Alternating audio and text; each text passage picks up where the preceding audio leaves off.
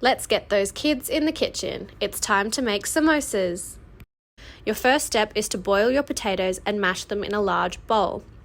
Once you've done this, put your fry pan on the stove with a little bit of oil. Once your oil is medium hot, you can add your cumin, mustard seed, chilies to your liking, and curry leaves. Stir these through until they're golden brown and aromatic. Turn off the stove and let them cool before you add them to the potatoes. Give them a good mix so that they are evenly distributed throughout your mash.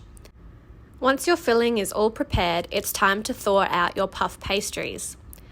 Once they're room temperature, you can cut them into 4 squares. Now it's time for the fun part, adding the filling and folding them up.